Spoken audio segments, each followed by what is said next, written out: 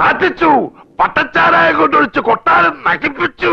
ഇത് പട്ടച്ചാരായല്ല, വാർണിഷാണ്, വാർണിഷ്. ഈ ഒരു സീൻ കണ്ട് പൊട്ടിച്ചിരിക്കാത്ത മലയാളികൾ ആരും തന്നെ ഉണ്ടായിരിക്കില്ല അല്ലെ? ഇവിടെ വാർണിഷിനെ കുറിച്ചാണ് പറയുന്നത്. ഈ വാർണിഷിനെ കുറിച്ച് പഠിച്ചാൽ നമുക്കും 1 മാർക്ക് PSC എക്സാമിന് നേടാനായിട്ട് പറ്റും. അപ്പൊ എന്താണ് വാർണിഷ് എന്ന് പറയുന്നത്?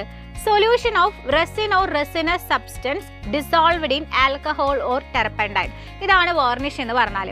എവിടെയാണ് നമ്മൾ യൂസ് ചെയ്യുക വാർണിഷിനെ? നമുക്ക് മെറ്റലിന്റെയോ അതുപോലെ തന്നെ വുഡൻ സർഫസുകളിൽ ഹാർഡ് ആൻഡ് പ്രൊട്ടക്റ്റീവ് കോട്ടിംഗ് ആയിട്ടാണ് വാർണിഷുകൾ നമ്മൾ പ്രൊവൈഡ് ചെയ്യാറുള്ളത്.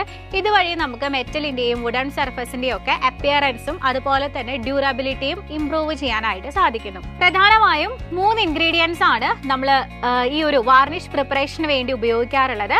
ഡ്രയർ, സോൾവെന്റ്, അതുപോലെ തന്നെ റെസിൻ.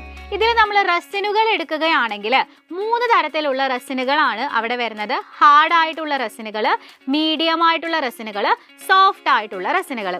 ആംബർ, കോപ്പൽ തുടങ്ങിയവ ഹാർഡ് റെസിനുകൾക്ക് എക്സാമ്പിളുകളാണ്. അതുപോലെ തന്നെ മസ്റ്റിക്, ഗം ഡാമർ, റോസിൻ തുടങ്ങിയവ മീഡിയം റെസിനുകൾക്ക് എക്സാമ്പിളുകളാണ്. സോഫ്റ്റ് ആയിട്ടുള്ള റെസിൻ കാറ്റഗറിയിൽ ഉൾപ്പെടുന്നവരാണ് ലാക്ക് ഓർ ഷെൽ ലാക്ക് എന്ന് പറയുന്നത്.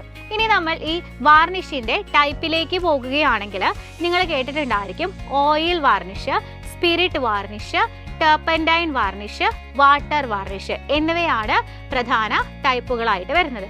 ഇതിൽ തന്നെ നമ്മൾ ഈ സ്പിരിറ്റ് വാർണിഷിനെയാണ് ഫ്രഞ്ച് പോളിഷ് എന്നുള്ള പേരിൽ അറിയപ്പെടുന്നത്.